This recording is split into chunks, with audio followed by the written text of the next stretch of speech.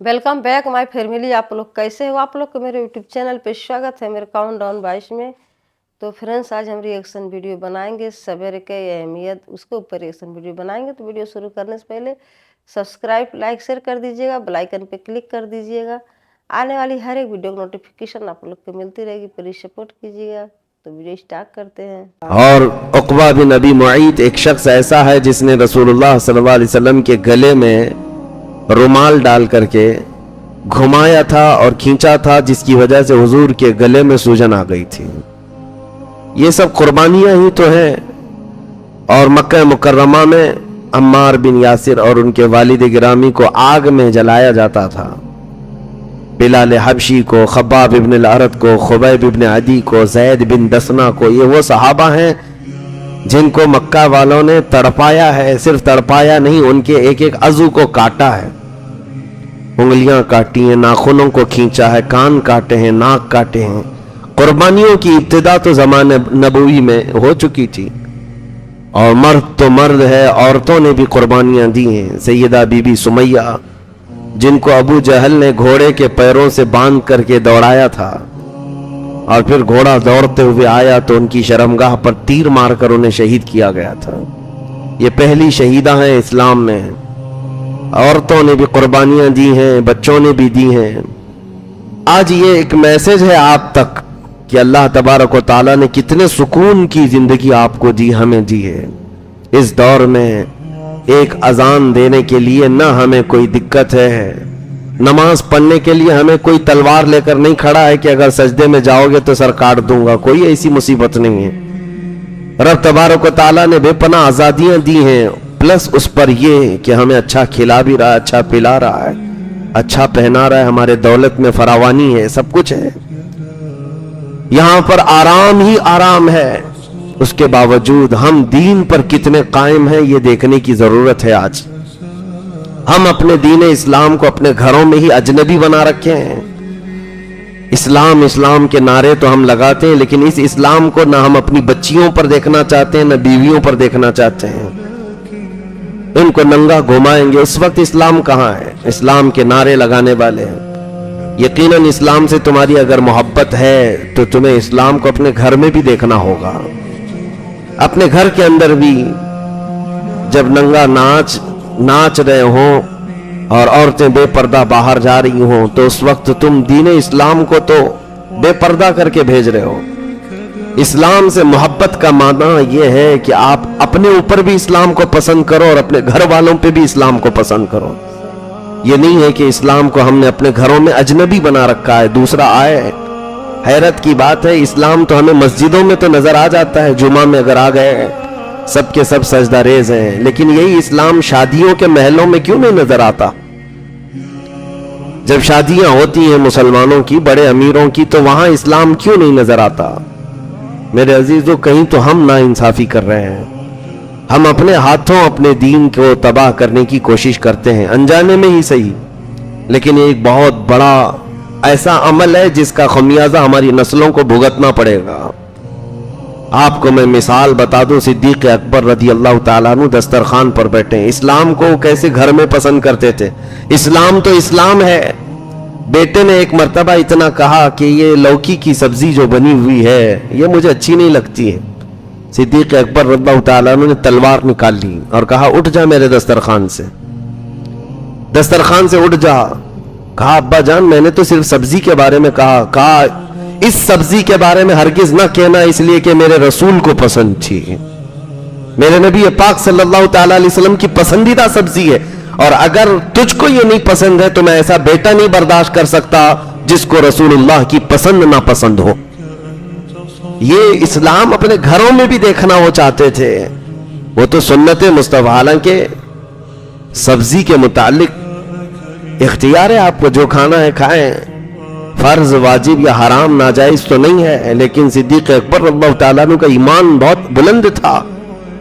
अजीज़ान गिरामी वक़ार, जब हम ये इनकलाब अपने घरों में भी लाएंगे, इन कुर्बानियों को देना पड़ेगा, तो इंशाअल्लाह नज़ीज़ वो दिन दूर नहीं कि बहारें हमारे घरों से निकलेंगी इंशाअल्लाह।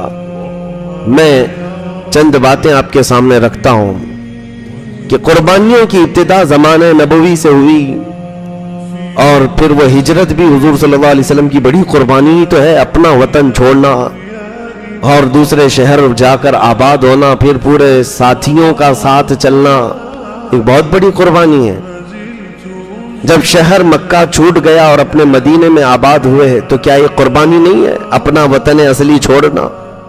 پھر وہاں جانے کے بعد مسلسل جنگیں اور لوگوں کا مقابلہ، 10 سال تک تقریباً 17 جنگیں، سال بھر کا بھی موقع نہیں ملتا تھا سانس لینے کا۔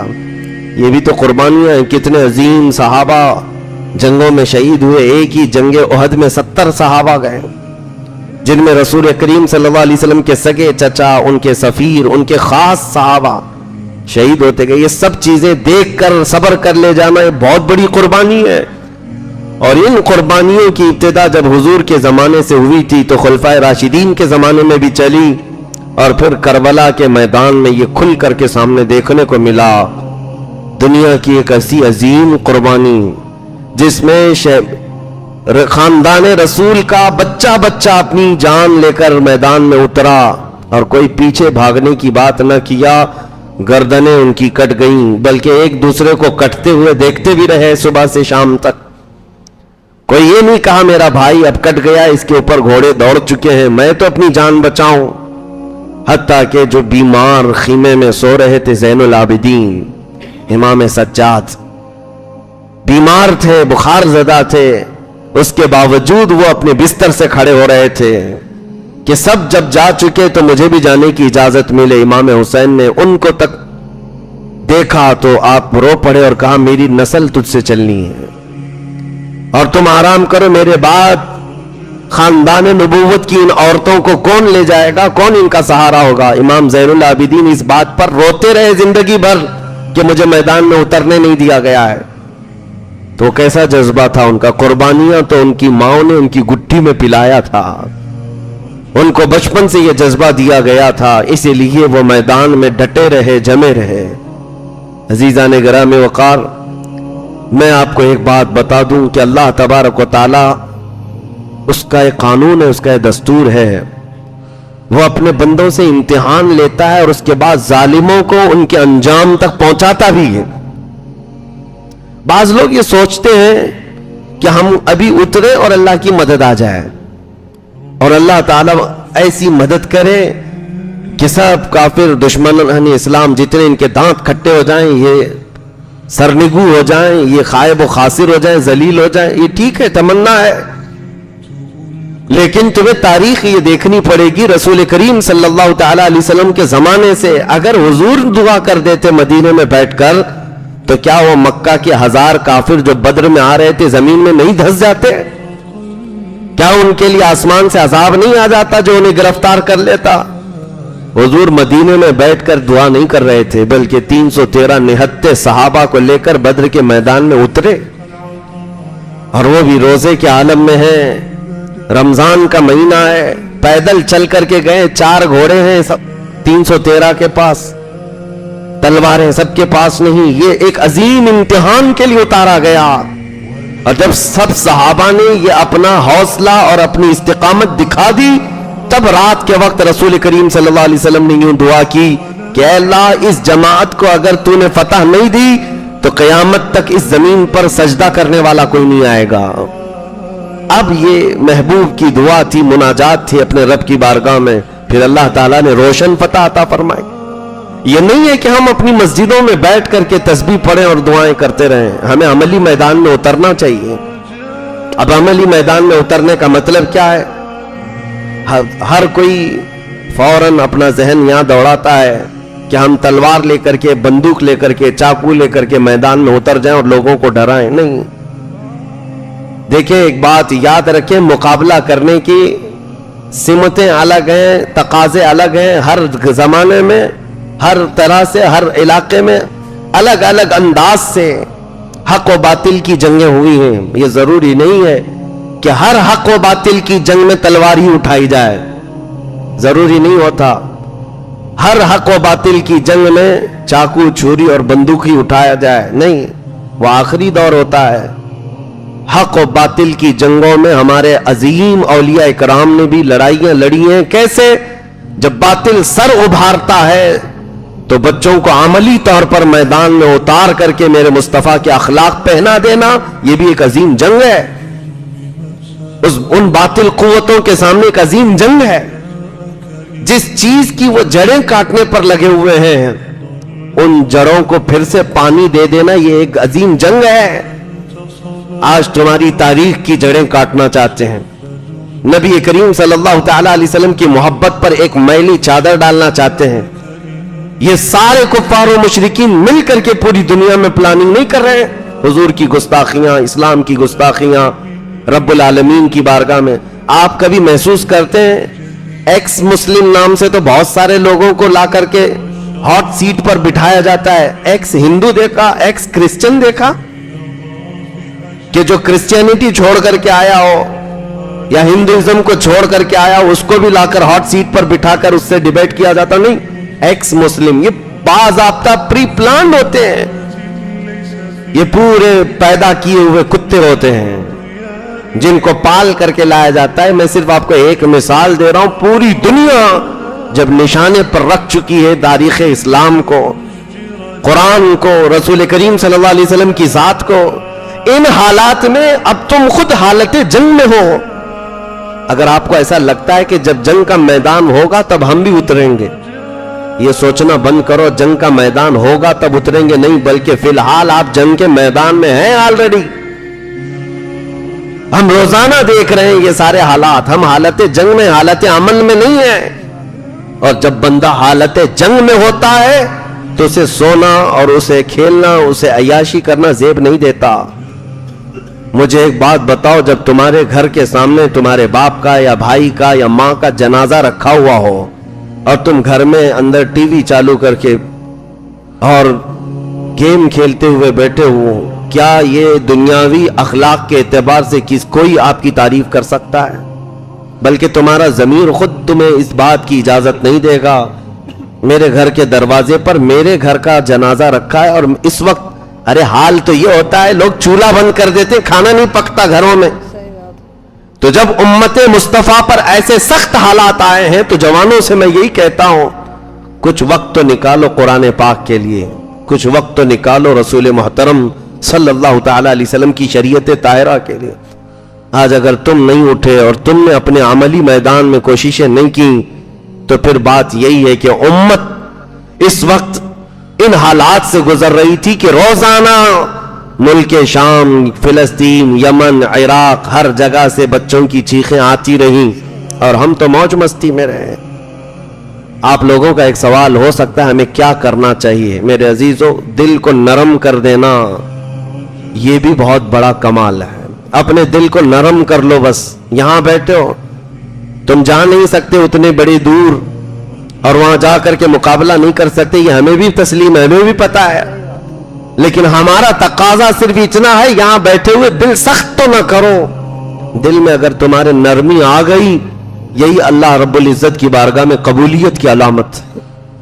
دلوں کو نرم کر لینا اور اللہ تعالیٰ کی طرف دوڑنے کی خواہش پیدا کر لینا، بس اتنی سی بات ہے.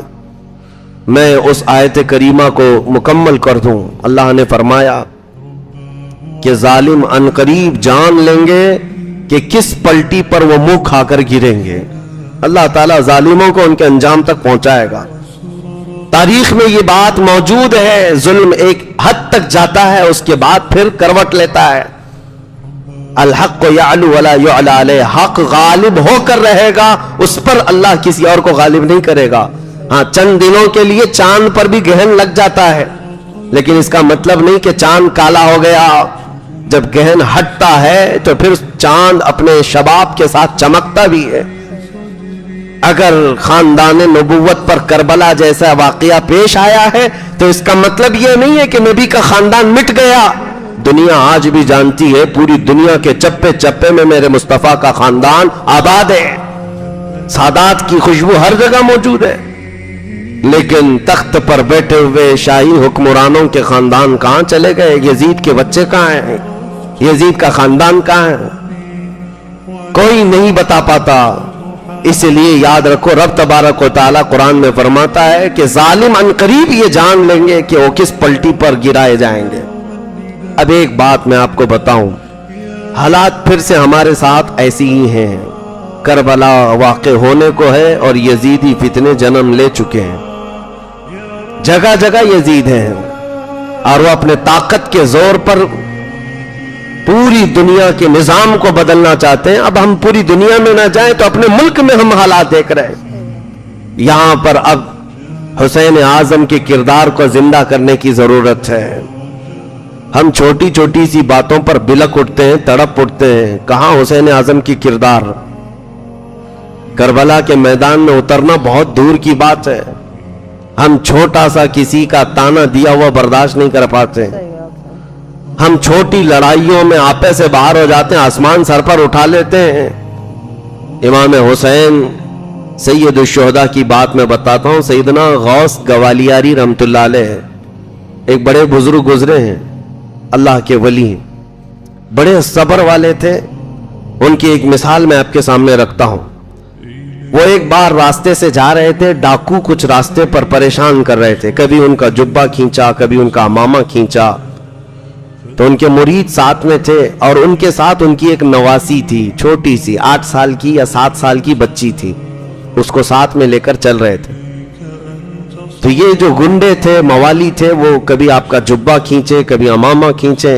तो उनके मुरीद कहते, हुजूर आपकी शान इतनी बुलंद, इन जालिमों को देखें कैसी शरारत कर रहे हैं, इनको कुछ अंजाम तक पहुंचाएं। सैयदना गौस गवालियारी ने कहा, हम अहले सुलूक हैं, अल्लाह की तरफ चलने वाले।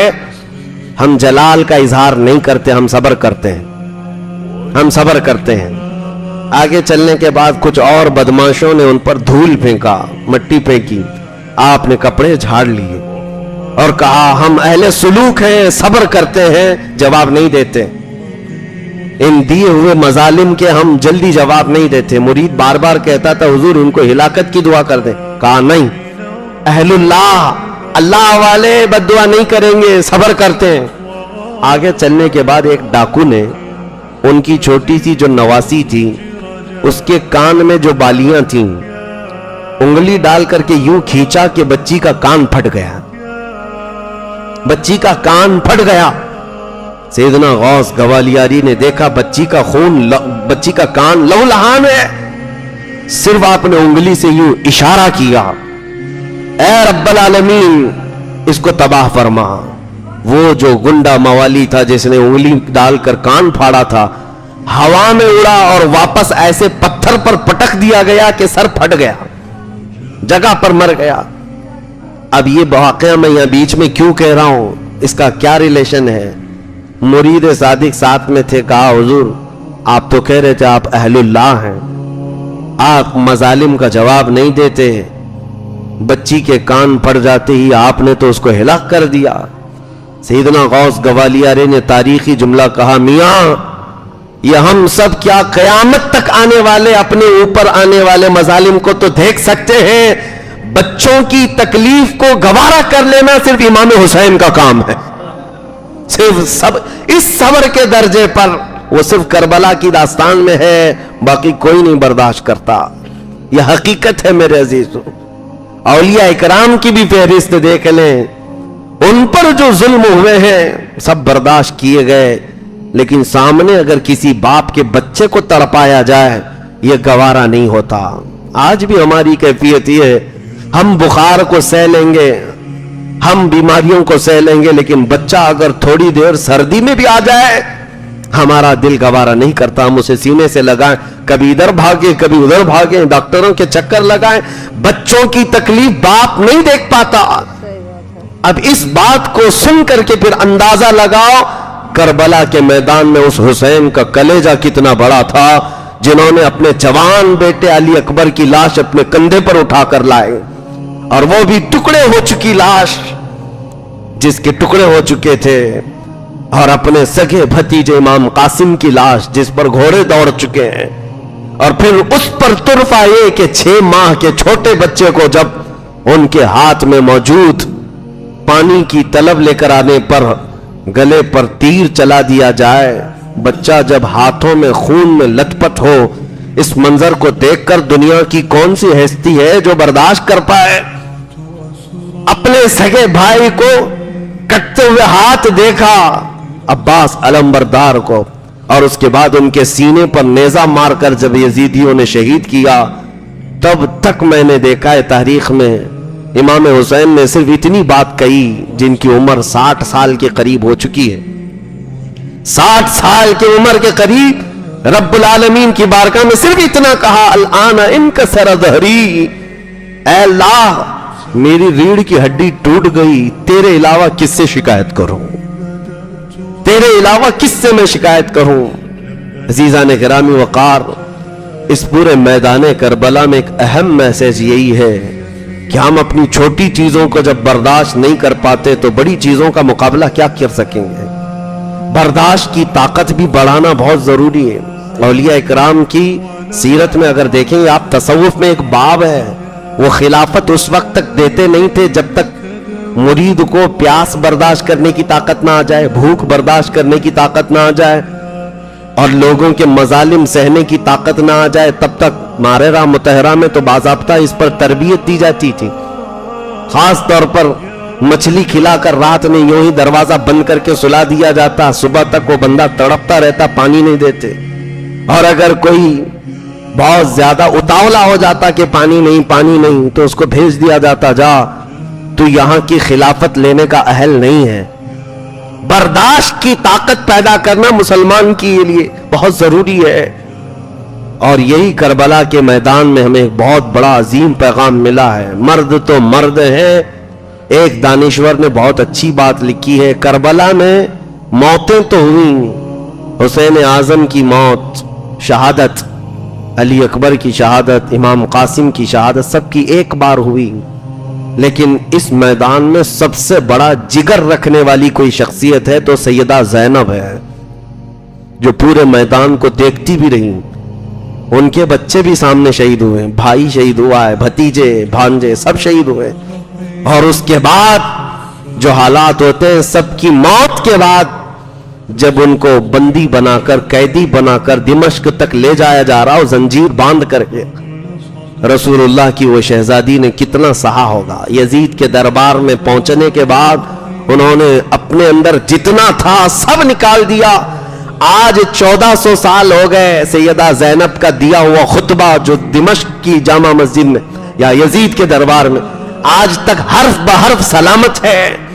لوگ آج اس کو پڑھتے ہیں تو رو پڑتے ہیں. سیدہ زینب نے جو خطبہ دیا تھا، ایک ہی جملہ اگر میں بتاؤں میرے عزیزو، سیدہ زینب نے کہا تھا، دنیا کی ہر ماں اپنے بیٹے پر روتی ہے اگر بیٹا انتقال ہو جائے، ہر بہن اپنے بھائی کی موت پر روتی ہے، ہر پھوپھی اپنے بھتیجے کی موت پر روتی ہے، لیکن زینب کے لیے یہ تلاش کرنا ہی مشکل ہے وہ روئے تو کس پر روئے، بھائی پر کہ بیٹے پر کہ بھتیجے پر کہ بھانجے پر، سب کی لاشیں ایک ساتھ ہیں.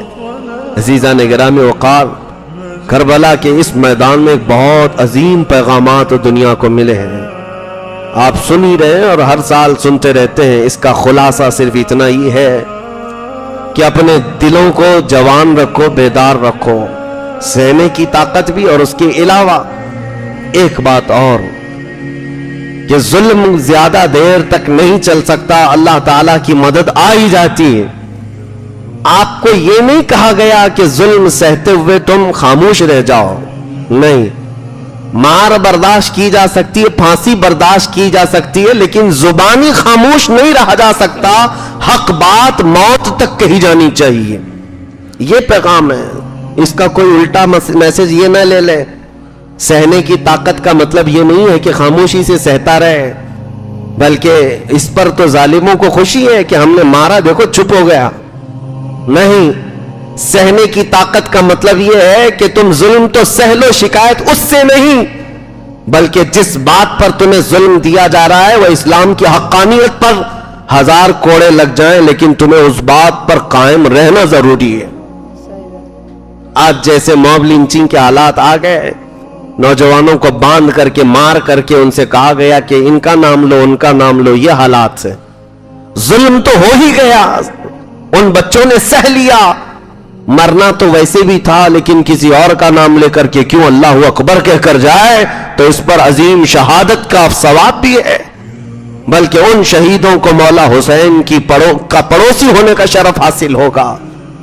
इन हालात के तकाजों के एतबार से मैं सिर्फ आपको यही कहना चाहूंगा कि अपने घरों में दीन इस्लाम को पसंद करो। इमाम हुसैन की आखिरी वसीयत जो अपनी बेटी के लिए थी, वो हर बाप अपनी बेटी को आज वसीयत करके जाए, हर बाप अपनी बेटी को वसीयत करके जाए।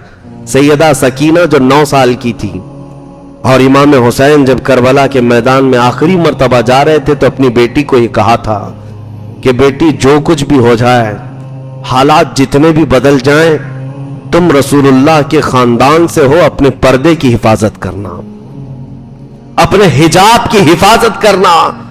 यही बात तो है। दिमश्क के बाजार में जब इमाम हुसैन का सर लेकर जा रहे थे ना, सब भीड़ लगी थी लोगों की देखने की।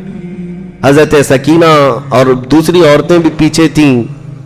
एक सहाबी रसूल उस जमाने में 80 साल के हो चुके थे, वो आए, उन्होंने ये लुटा हुआ काफिला देखा तो रो पड़े और करीब आए। सैयदा बीबी सकीना छोटी सी थी, कहा बेटी तुम किसकी बेटी हो? लड़की ने कहा ये जो सर जा रहा है मैं उसी की बेटी हूं। वो सहाबी फूट फूट कर रोए, कहा ए बच्ची, मैं बरसों से मुल्के शाम में हूं, मैं रसूलुल्लाह का सहाबी हूं। इस गर्दन को चूमते हुए देखा है मैंने रसूलुल्लाह को, जिसको आज उनकी उम्मत नेज़े पर ले जा रही है। ए मेरी बच्ची, कोई हाजत हो तो बताओ, मैं यहीं का रहने वाला हूं। उस बच्ची ने 9 साल की उम्र में, जबकि काफिला लुटा हुआ जा रहा है, कहा कि पहली बात तो इस दयारे गरीब में हमसे कोई पूछने वाला तो आया, और अगर आप पूछते हैं हमारी कोई हाजत है, ये भूखा काफिला था, ये प्यासा काफिला था, तड़प कर कहती कि खाना पानी तो ले आओ।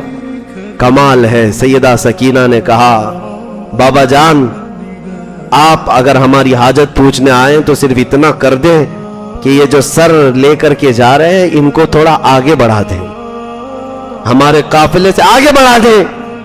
कहा बच्ची ऐसा क्यों कह रही हो? कहा इसलिए कि सर हुसैन को देखने के लिए बहुत सारे लोगों की भीड़ आ रही है और सर देखने के चक्कर में हमारे पर्दे की हिफाजत नहीं हो रही। बाबा का सर आगे ले जाओ। यह है पैगाम हुसैन, अपने घर में इस्लाम को पसंद करना। और उनकी शहजादियों ने दुनिया को दिखाया है। बाप का सर ले जाने के वक्त भी अगर उन्होंने किसी चीज का ख्याल किया है तो रसूलुल्लाह की शरीयत का ख्याल किया है। यहां हमारे घर में नॉर्मल भी किसी की मौत हो जाए तो औरतें तो बेपर्दा बाहर निकल आएंगे, न इनके सरों के दुपट्टों का ख्याल है। ये माथा पीटना, सीना पीटना, इनको तो कोई होश और हवास नहीं रहता। चाहे जैसी हालात आ जाएं, पैगाम हुसैन यही है। आखिरी करबला के मैदान का मैसेज अपनी बेटी के लिए यही था कि बेटी हालात जितने भी बदल जाएं, तुम अपने पर्दे की हिफाजत रखना, अपने हिजाब की हिफाजत करना। क्यों पैगाम न देते हुसैन? इसलिए कि उस गोद में पला हुआ हुसैन है जो फातिमा का लाडला, जिसको किसी आंचल ने, जिसके आंचल ने आज तक न देखा मेहरो मां ने। आला हजरत ने फरमाया चांद और सूरज ने जिसके आंचल को न देखा हो, उस रिदाए इफ्फत पे लाखों सलाम। सैयदा तैयबा जाहिरा, उस जाने अहमद की राहत पे लाखों सलाम। उस हुसैन आजम का पैगाम क्यों नहीं होता? मां को देखा था, मां की वसीयत को भी सुना था कि रात के वक्त जनाजा ले जाए, कोई जनाजे को भी देखने ना पाए। अजीजा ने गिरामे वकार, ये बात सिर्फ इसलिए कह रहा हूं कि आज बदलो, अपने घरों में इस्लाम पसंद करो। ये नहीं कि इस्लाम जिंदाबाद, इस्लाम जिंदाबाद हम नारे लगाएं और अपनी बीवी पर भी इस्लाम पसंद नहीं, अपनी बेटियों पर इस्लाम पसंद नहीं, अपने घर की बच्चियों पर इस्लाम पसंद नहीं, इनको नंगा घुमाना तुम्हें शौक हो, फिर कौन सी इस्लाम जिंदाबाद के नारे हैं? पहले अपने घरों से इसकी शुरुआत हो। तो मैं समझता हूं करबला का पैगाम हर घर में पहुंच गया। रब्बुल आलमीन की बारगाह में दुआ है मौला करीम कहने सुनने से ज्यादा अमल की तौफीक अता फरमाए। कदीर जब्बार खुदा हमारे घरों में हुसैन आजम की मोहब्बत में पलने वाले जवान पैदा फरमा। हमारी बच्चियों को सैयदा कायनात फातिमा ज़हरा की कनीज़ाओं में शामिल फरमा। क़यामत के दिन अहले बैत नबुव्वत اور रसूलुल्लाह के सहाबा के साथ हमारा हशर अता फरमा। वाखिर दावाना अनिल हम्दुलिल्लाहि रब्बिल आलमीन। तो फ्रेंड्स कितना अच्छा समझा रहे थे मौलवी साहब ने, सही बात कि कैसे कैसे वाक़िया बता रहे हैं कि इमाम हुसैन के वाक़िया, कैसे उनके सर काटा गया करबले पे, पूरे गांव में पूरे नगर में घुमाए गए। फिर उसके बाद बताएं अली अकबर के कि कैसे उनको भी हत्या कर दिए गए थे। फिर उसको कितने मतलब उनका भी वाक़िया बताएं कि कितने बुरी तरीके से मार दिए, कैसे लोग करते थे। फिर उसके बाद बताए हैं कि रसूलुल्लाह के ऊपर की उनकी वाक़िया बताएं, उनको भी लोग कैसे गर्दन में रुमाल खींच के घेरियाए थे, कैसे बुरी तरीके से मारे थे, गर्दन में बिल्कुल मोच आ गई थी, घाव हो गया था। और उनकी जो बेटी थी उनको भी कैसे मतलब उनको ऊपर भी अत्याचार किया गया था। जो मक्के मदीने के जो लोग थे इतने अत्याचार करते थे। तो कितने सजी पूरे इनकी जो परिवार है, जो भी इनकी पीढ़ी थी, पीढ़ी के पीढ़ी जितनी भी इनकी पुश्ती थी, सबको मतलब बहुत दर्द हुआ है, बहुत दुख लोग पहुँचाए हैं, बहुत इनको तकलीफ़ें झेलना पड़ा है। कैसे कैसे कुर्बानी सब दिए हैं, बूढ़े से लेके जवान तक, बच्चों तक, औरतों तक कुर्बानियाँ दी हैं लोग। सही बात है, मिसाल है इनके ऊपर, कितने कुर्बानियाँ दी हैं अपने बचाने के लिए, अपने इस्लाम को बचाने के लिए। कैसे कैसे लोग इनके ऊपर अत्याचार करते थे। तो सही बात है, जब वाक़िया सुनते हैं तो बिल्कुल रोआं जो होती है बिल्कुल एकदम रोम रोम एकदम अथी हो जाता है, खड़े हो जाते हैं सोने के, बिल्कुल दर्द होता है एक अंदर दिल में, इतना महसूस होता है कि कैसे कैसे लोग थे, कि कितने बेचारे कितने उनको परेशान किए जाते थे। तो ऐसे नहीं होना चाहिए था, मगर क्या बताएं, बहुत गलत हुआ है ये लोग के साथ। तो फ्रेंड्स सुनते हैं तो दर्द बहुत होता है, क्या किया जाएगा। तो वीडियो आप लोग देखिएगा, जो मौलवी साहब बता रहे हैं ज़रूर करना चाहिए, इनको देखना चाहिए, इनको सुनना चाहिए, इनको सीखना चाहिए। तो ये सब धर्म अपना निभाना चाहिए। तो सही बात है, ये सब करने से क्या होती है कि अपना जो धर्म है अपना बना रहता है। तो फ्रेंड्स सब्सक्राइब लाइक शेयर कर दीजिएगा, बेल आइकन पे क्लिक कर दीजिएगा, आने वाली हर वीडियो नोटिफिकेशन आप लोग को मिलती रहेगी। प्लीज़ सपोर्ट कीजिएगा। मिलते हैं नेक्स्ट वीडियो में। Bye bye friends.